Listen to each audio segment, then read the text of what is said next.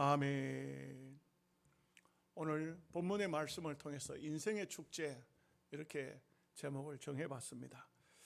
여기 25절 말씀에 여호와여 구하옵나니 이제 구원하소서, 여호와여 우리가 구하옵나니 이제 형통하게 하소서. 이스라엘 백성들은 세 번의 절기를 지킵니다. 이 절기를 다른 말로 하면 축제라고 할 수 있겠습니다. 그래서 이스라엘 백성들이 지키는 절기는 유월절, 장막절, 오순절 이렇게 됩니다. 그래서 장막절을 다른 말로 하면 초막절이라고도 말을 합니다.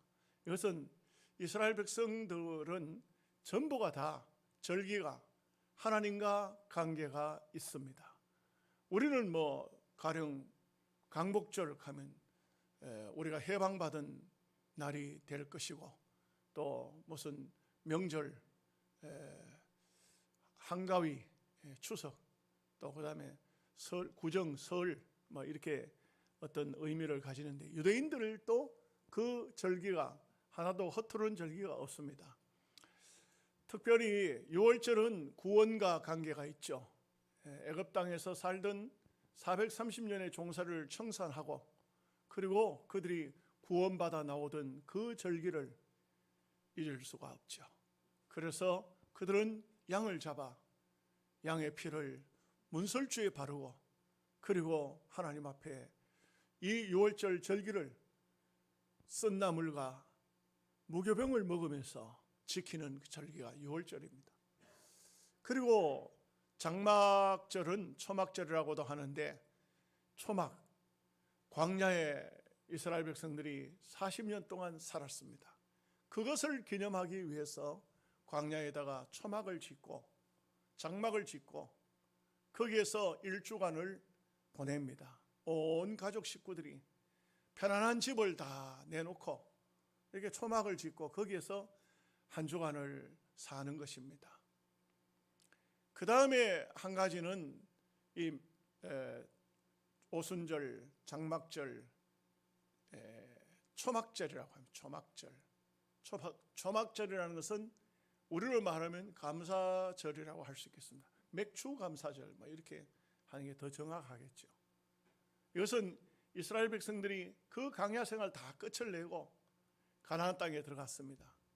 그들이 농사도 짓지 않았어요. 그런데 그 땅에서 건포도를 얻을 수 있었고, 원주민들이 지어놓은 농작물을 거둬 들일 수가 있었어요. 그럴 때 그들은 하나님 앞에 먼저 그 예물을 드리자 이렇게 해서 드렸던 것입니다. 이것이 초막절에 또 맥주절에 그 유월절에 대한 절기에 대한 내용이죠. 그런데 오늘 말씀은 초막절이 끝나고 예루살렘으로 돌아올 때의 이야기입니다. 그때 돌아올 때에 뭐라고 노래를 부르냐면 여호와여 구하옵나니 이제 구원하소서, 여호와여 우리가 구하옵나니 이제 형통하게 하소서. 이 말을 여러분들은 좀 어색하죠? 안 들어본 것 같죠? 그러나 예수님이 초막절에 예루살렘에 입성하실 때 제자들에게 종려나무 가지를 흔들게 하고, 사람들이 흔들고 그 당나귀 앞에는 종려나무 가지를 깔고 그 당나귀에는 겉옷을 깔아주고 호산나 호산나 불렀지 않습니까? 호산나 호산나 부르니까 그냥 장로들이 기함을 하고 바리새인들이 기함을 하고 입 다물라 입 다물라, 어디다가 호산나를 부르느냐. 이것은 이 초막절에 절기 끝나고 예루살렘에 들어오면서 그들의 마음속에는 구원자가 곧 오신다, 우리를 구원할 자가 오신다, 그래서 호산나 호산나 우리를 구원하소서 우리를 구원하소서 하는데, 예수님이 오셨다 이 말이에요. 예수님이 예루살렘 성에 입성할 때 그들이 누가 먼저 시작했는지 모르지만 영적으로 예수님이 입성하시는 것을 보고 호산나 호산나 이제 우리를 구원하소서 이제 우리를 구원하소서 이렇게 된 것입니다. 그래서 여기 25절 말씀은 우리말로 번역을 해놔서 그렇지 호산나 호산나 부르는 그 노래 소리인 것입니다. 그 예수님께 그렇게 말하잖아요. 저 소리를 듣느냐? 호산나 하는 소리를 듣느냐? 저 입을 좀 잠잠게 해라. 그때 예수님께서 하시는 말씀이 있어요. 저들이 입을 다물면 돌들이 소리 지를 것이다. 누가복음 19장 40절에 보면 그 말씀을 하세요. 저들이 입을 다물게 하면 돌들이 소리 지르겠다. 돌들이 누굽니까? 이방인들을 유대인들은 돌로 비유를 많이 했어요.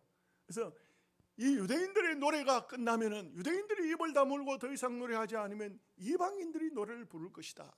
이렇게 한 것을 볼 수가 있습니다.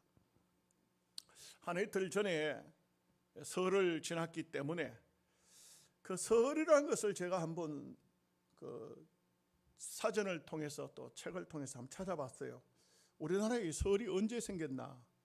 백제는 261년에 설날을 지정해서 지켰어요. 그런데 백제가 망해버렸죠. 그러고 난 다음 신라에서는 651년에 설날을 정했더라고요.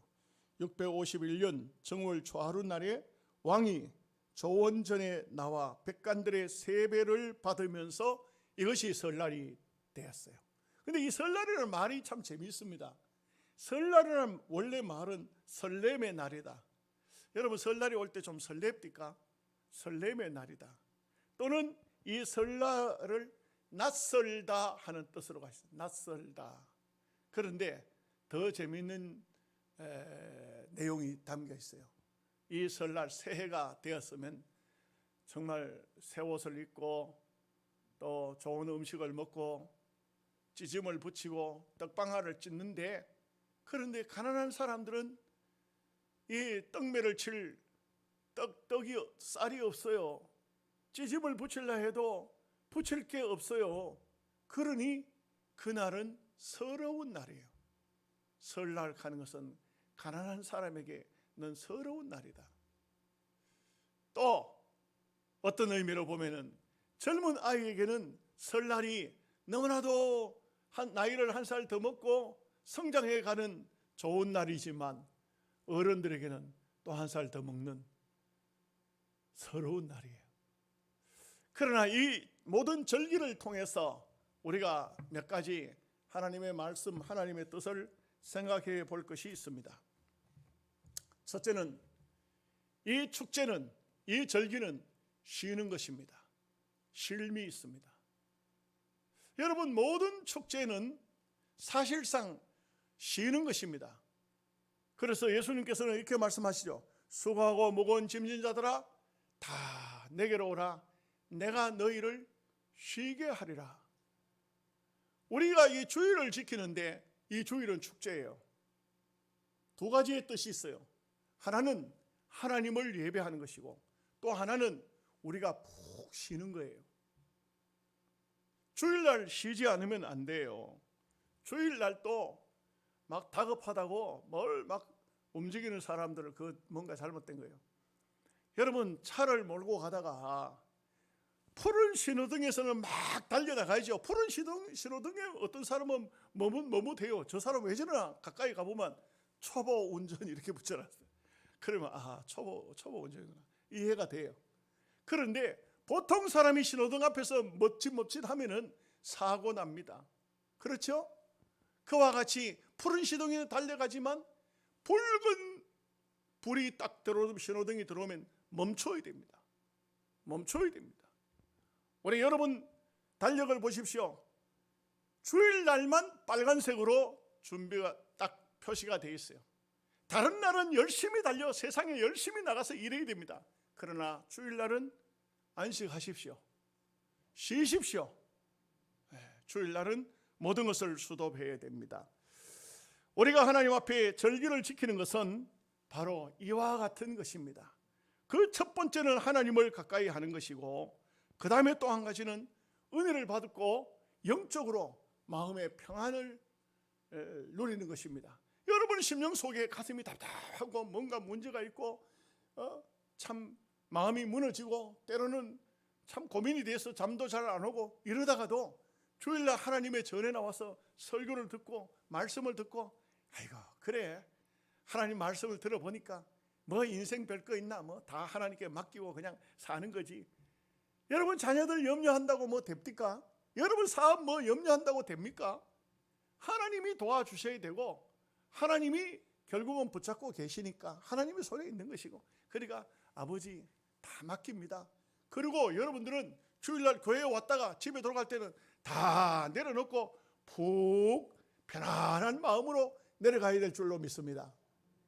교회 올 때도 그냥 잔뜩 짊어지고 와서 아이고 아버지, 그래가지고는 또 찬송을 부르는 것도 없고 희한한 찬송을 불러요. 멀리 멀리 갔더니 처량하고 슬프다하고, 이런 삶이 돼서는 안 되죠.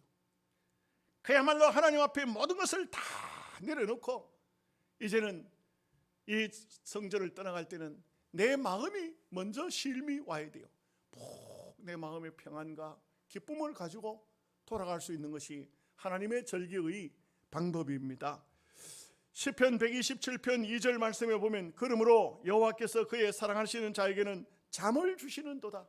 이게요, 참 하나님께서 사랑하는 자에게는 돈을 주시는도다, 권력을 주시는도다, 그러지 않고 잠을 주시는도다. 여러분 어젯밤 편안히 잘 주무셨습니까?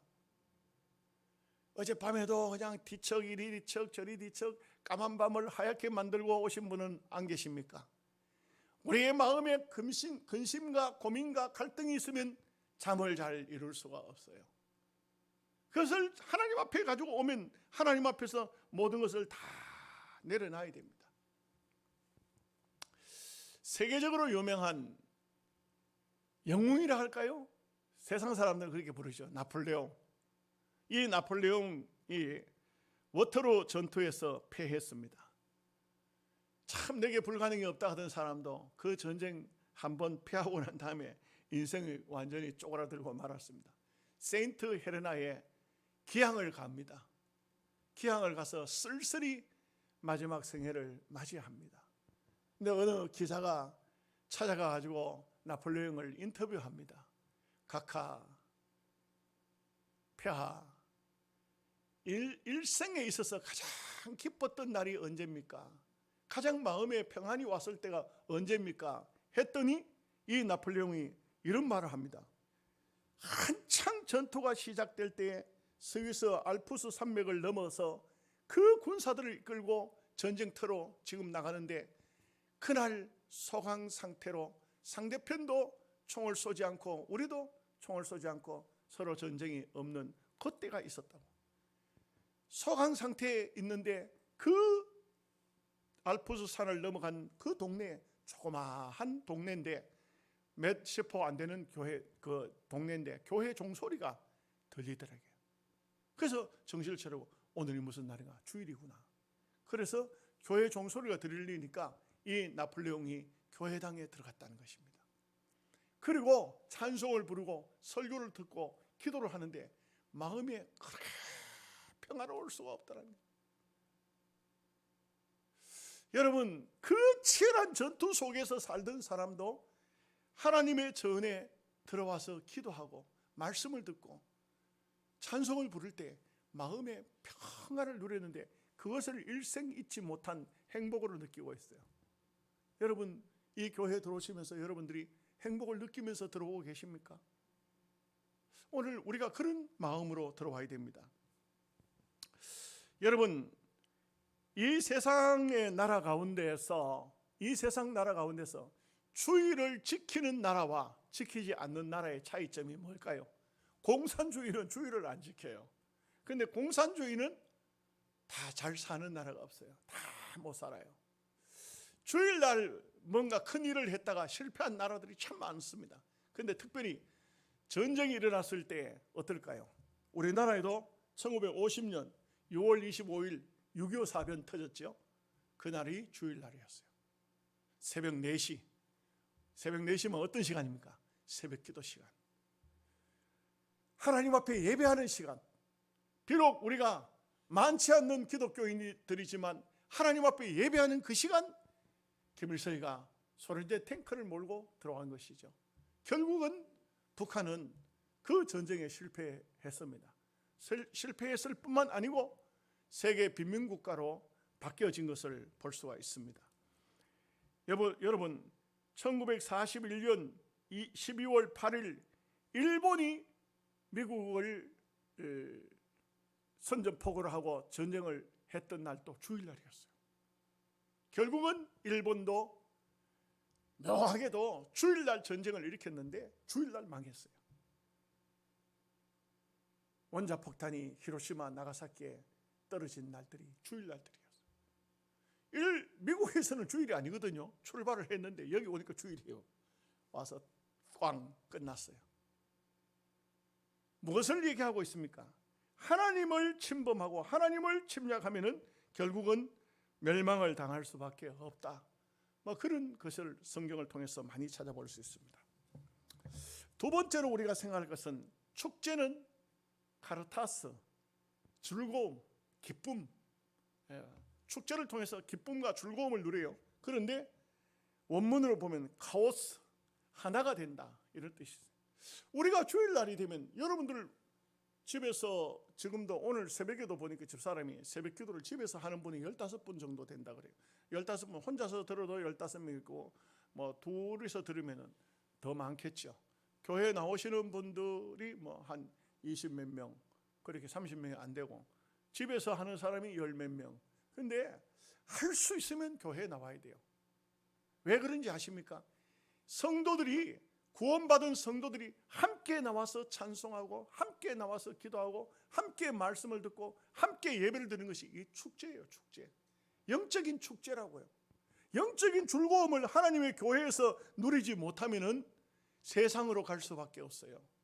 여러분, 세상 사람들이 왜 축제에 그렇게 목말라 하는지 아십니까? 거기서 기쁨을 얻기 때문에, 거기서 즐거움을 얻기 때문에 그 축제를 하려고 해요. 우리나라에는 별별 축제가 다 있고, 영양에는 골부리 축제까지 다 있고, 희한한 축제를 하니까 나라에서 돈을 주고 그걸 가지고 축제를 하는 것 같아요. 그런데 축제의 진정한 의미는 하나됨입니다. 저 원시민들도, 아주 부족 국가들도 축제 날이 있어요. 축제 날이 되면 그날 참 모여서 참 짐승을 잡고 고기를 먹고 춤을 추고 노래를 부르고 이렇게 합니다. 그리스도인들은 하나님 앞에 나와서 예배를 드리면서 기쁨을 누려야 돼요. 말씀을 통해서 기쁨을 누리고 찬양을 부르면서 기뻐하고 기도하면서 기뻐하고 이 신앙의 기쁨의 맛을 찾아야 돼요. 김진호 목사님이 아주 재미있는 얘기를 하시더라고요. 뭐라냐면 목사가 짓는 죄 중에 씻을 수 없는 죄가 있다 그래요. 그게 무슨, 나는 그걸 깜짝 놀래가지고 목사가 무슨 그런 어떤 죄를 짓길래 씻을 수 없는 죄가 있는가 하고 귀담아 들었는데 뭐라고 하냐면 설교를 지루하게 하는 것은 씻을 수 없는 죄라 그래요. 그래서 이게 참 부담감이 딱 됩니다만은, 그러나 우리가 하나님 앞에 나오면 하나님의 말씀을 들을 때도, 기도할 때도, 찬양할 때도 예배 자체가 참 마음에 즐거움과 기쁨을 가지고 예배하고 그렇게 해야 돼요. 제가 전에도 말씀드렸지만 어떤 분은 주일날 예배하고 돌아가다가 제게 전화했어요. 전화를 받으니까, 목사님, 왜 우리 교회 가서는 예배를 드리면은, 우리 교회 말고요, 자기가 다니는 교회, 우리 교회 가서 예배를 드리면 신경질이 날까요? 속이 상할까요? 마음이 속이 상해가지고 참으로 가다 전봇대를 받아 죽어버릴까? 그런다는 거예요. 내가 볼 때는 그 목사님은 그렇게 예배 인도하면 안 돼요. 그렇게 인도하면 안 돼요.